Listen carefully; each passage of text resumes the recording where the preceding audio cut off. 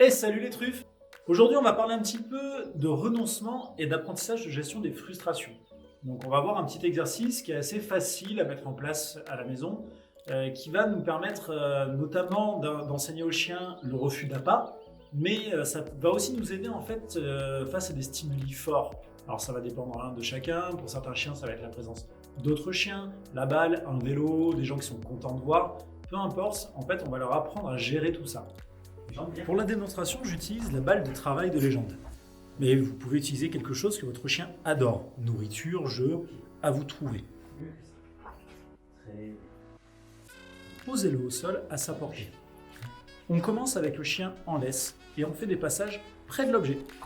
Quand notre chien montre un intérêt, on intervient verbalement et si besoin, un très léger coup sur la laisse pour continuer notre trajet.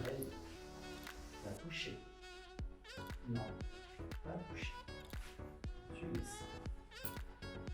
Non. Très facile. Dès qu'il se comporte correctement, on renforce avec un « oui ». Voilà, c'est bien. Pas toucher. Attention, il faut être proactif. Il est toujours plus facile et efficace de casser une intention qu'une action. Non. C'est bien. Pas toucher. Non. Lorsqu'après plusieurs passages, il détourne la tête ou ne prête aucune attention à l'objet, là, vous pouvez jouer avec lui. C'est bon. Très bien. Allez, prends. Oui. C'est bien. C'est bien. C'est bien. Ouais. Attention, si vous faites cet exercice avec de la nourriture, n'utilisez pas celle qui a servi à l'exercice pour le récompenser. Par principe, on ne mange pas ce qui est au sol ou à portée de truffe. Quand le chien maîtrise cet exercice, essayez de le travailler sans laisse. Puis augmentez l'intensité du stimuli, soit en lui donnant de l'énergie, soit en augmentant l'appétence si c'est avec de la nourriture. C'est non. Pas toucher. Pas toucher.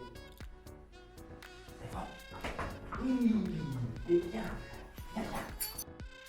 Jambe toucher. Pas toucher. Non. C'est bien. Pas toucher. Non. Très bien. Alors attention, ce sont des exercices frustrants et nerveusement difficiles pour nos loulous. Donc on ne dépasse pas les 10 minutes d'exercice, quitte à le refaire plusieurs fois par jour. Et surtout, on n'oublie pas de renforcer positivement la chose et surtout de jouer avec eux après pour ne jamais les laisser sur une frustration. Et voilà les amis, c'est tout pour aujourd'hui. N'hésitez pas à mettre en place cet exercice à la maison et à augmenter la difficulté progressivement. Un chien qui sait gérer ses émotions et ses frustrations sera un chien équilibré au quotidien. En attendant, nous on se retrouve très bientôt pour de prochaines vidéos. N'hésitez pas à continuer à nous soutenir, à partager ces vidéos. Vous êtes de plus en plus nombreux à le faire et à nous suivre, ça fait chaud au cœur. Encore merci et à bientôt.